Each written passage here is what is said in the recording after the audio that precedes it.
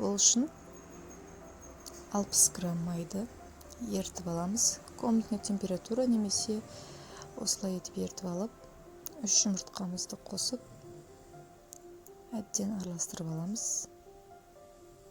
Және 360 грамм сгущенканы қосамыз. 360 граммдай ғана қосамыз.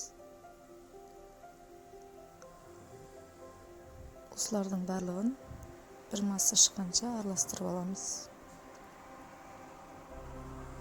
Үстіне какаоымызды қосып, бір үлкен ас қасық какаоымызды қосамыз.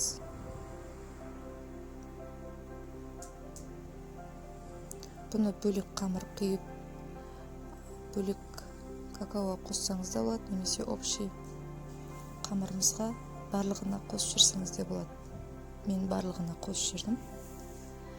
Және де ас содасы. Оны ұнға араластырып, електен өткізіп саламыз. Менде елек жоқ, сондықтан солаймен сала бердім. Және ванильный сахар барлығын қосамыз. Ұнымыз шамамен бір кеседей болу керек.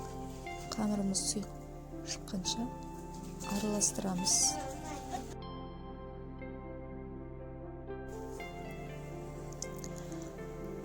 Шыққан сұйықтығымызды венчикпен араластырсаңыздар болады, немесе миксермен араластырсаңыздар болады. Қызып тұрған пешке 180 градуста 30-40 минут қойып алсаңыз болады. Менде піскен, әдемі болып шыққан түрі, жұмсақ, дәмі де күшті болды. Егер қамырды екі бөлек етіп салсаңыздар, аралары ақ және қоңыр қамыр болып бөлініп тұрады. Лайктарыңызды басып кетіңіздер. Сіздерге көп рахмет, жасап көріңіздер. Ас болсын.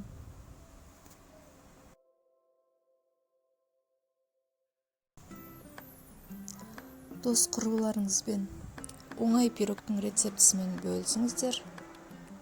Және менің каналыма подписаться батырмасын батырып тіркеліп, лайк, яғни лайк батырмасын басуды ұмытпаңыздар. Сіздерге көптен көп рахмет, менімен бірге болғандарыңызға. Таныстарыңызбен, достарыңызбен бөлісуді ұмытпаңыздар. Жақсы күн болсын.